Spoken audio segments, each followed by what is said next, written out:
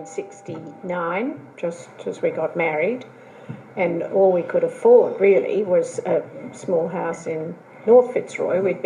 Didn't have a car, of course, and so we were looking to live somewhere close to town, public transport, whatever. So we found our little house in Rowe Street, North Fitzroy.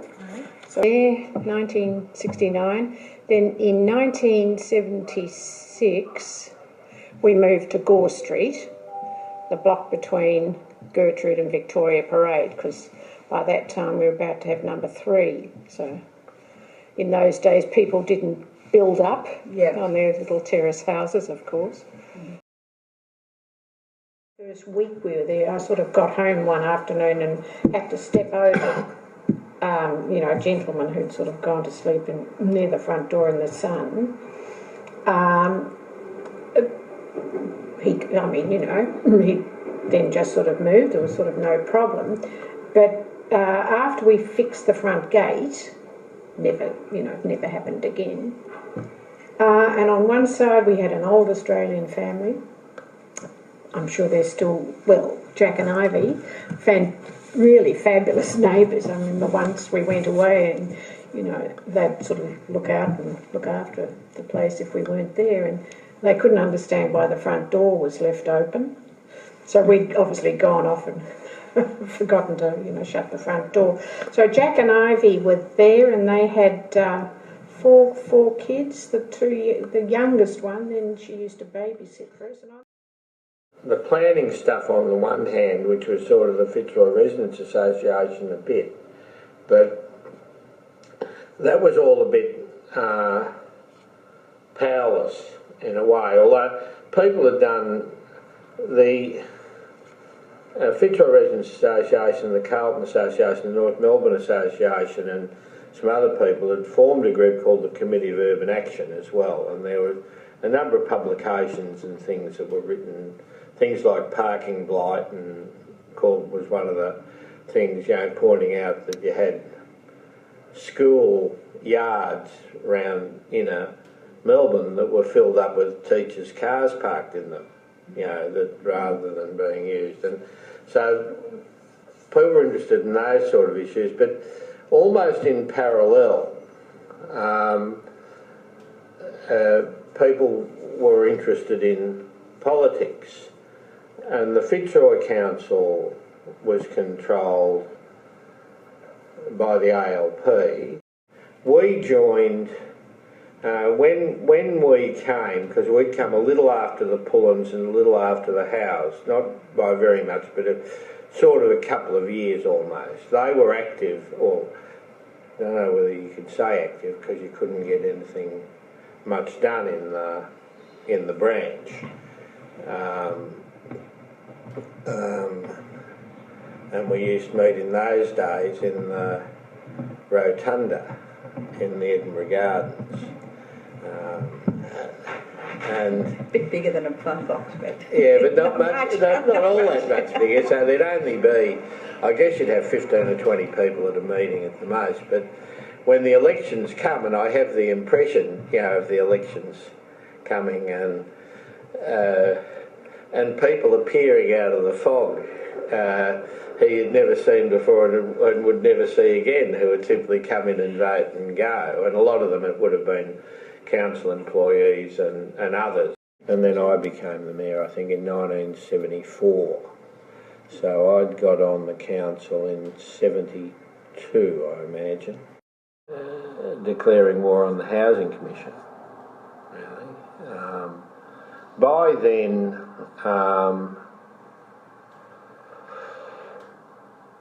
two of the towers at least had been built, and the third one might have been being built in Brunswick Street. And then that the Housing Commission had earmarked Brookes Crescent for... Yeah, well, that they needed to do... They owned and operated the precast concrete factory at Holmes Glen, the Housing Commission of Victoria. And really it had been, I suspect it had been built there, and was in operation immediately after the Second World War. And they did a lot of development out along the Gardeners Creek, which was exactly there where the factory was. They later did Glenroy, where Campbell, which had been in the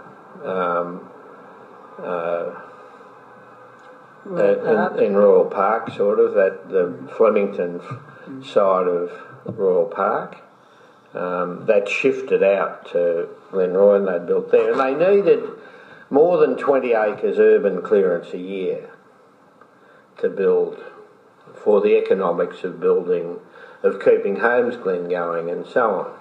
And all done in the name of slum clearance, of course. They'd taken the view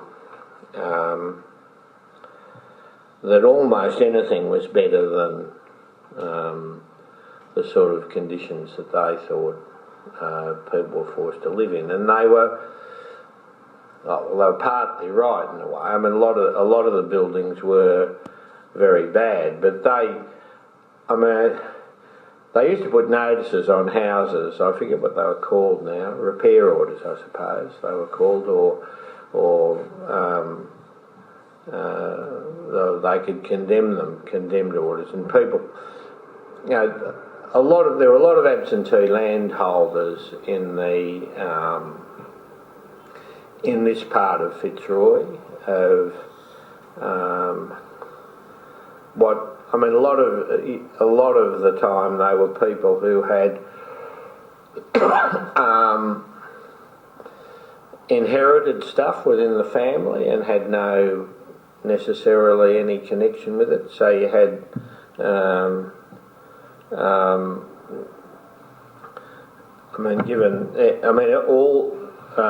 very many families had unmarried aunts,